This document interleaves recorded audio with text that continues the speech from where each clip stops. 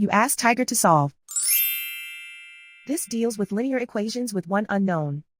The final result is y equals 29. Let's solve it step by step. Group all y terms on the left side of the equation. Subtract 2y from both sides. Group like terms. Simplify the arithmetic. Group like terms. Simplify the arithmetic. Group all constants on the right side of the equation. Add 84 to both sides. Simplify the arithmetic.